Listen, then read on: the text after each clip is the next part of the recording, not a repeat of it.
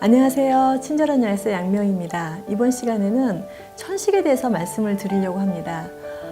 지금 가장 핫하게 아침에 뉴스를 보면서 우리가 궁금해하는 사안이 오늘 미세먼지 어느 정도 될까, 초미세먼지 어떨까, 외출할 수 있을까, 여러 가지 그런 걱정들을 하시는 분들이 많으시죠. 그러다 보니 이 천식 환자들이 더 점점 늘어나고 있는 것 같습니다. 제가 약국가에 나온 지 한 20년이 좀 넘었는데요. 예전하고 비교할 수 없을 만큼 아이들부터 성인 천식 환자가 늘어나고 있는 것을 알 수가 있었습니다. 천식을 어떻게 생각해야 되는지 제가 지난번 편에 천식에 대한 간단한 소개 말씀을 드렸었는데요. 천식은 한마디로 자가 면역 질환입니다. 지금까지 말씀드렸던 아토피를 자가 면역 질환으로 표현을 했었고요. 이 자가 면역 질환이란 내 몸에 있는 면역세포가 내 체세포를 공격하는 질환입니다. 그런데 이 피부를 공격하면 아토피성 피부염이 되는 거고요. 내 몸의 기관지를 공격하면 천식이 된다고 생각하시면 쉽게 이해하실 수 있을 것 같아요.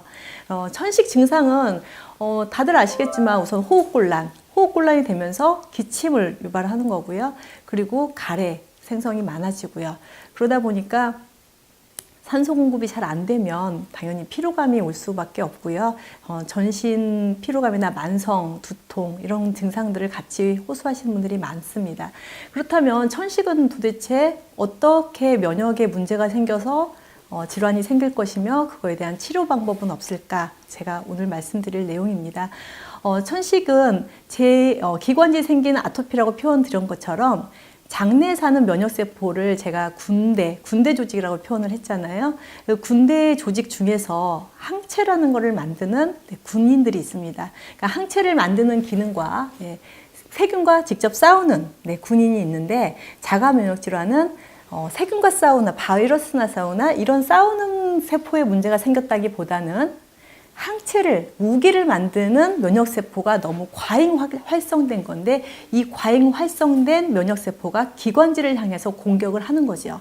그런데 어떤 음식물이나 이런 데 좀 많이 반응하는 거는 아토피, 피부염 쪽에 많은데 비해서 먼지라든가 중금속 이런 것들, 공기를 통해서 흡입되는 그런 물질들에 반응해서 기관지 내에서 전쟁이 일어나는 거예요. 근데 기관지는 도대체 어떤 부분이냐면, 우리가 공기를 마시고 산소를 거기서 마시면 기관지를 통해서 폐로 이동하는 길목일 뿐이라고 제가 말씀드렸다시피 그 길목에서 전쟁이 일어나는 거예요. 전쟁이 일어나면 우리가 면역 반응으로 가래, 그러니까 피부에 농이 생기듯이 가래가 생기고 이런 분비물들이 생기면서 기관지 벽이 되게 좁아지는 결과가 나타나요. 그러면 공기를 흡입을 했을 때 공기가 쑥쑥 폐까지 잘 들어가줘야 되는데 어떨까요?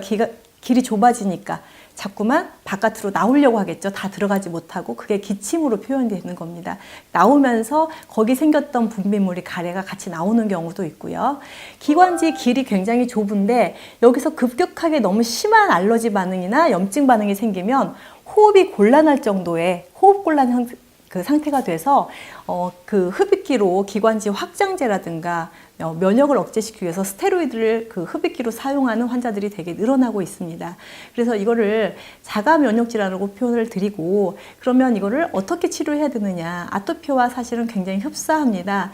면역세포 중에서 항체 생성을 억제시켜 주는 거를 이 제제를 제가 소개시켜 드렸던 것 같아요.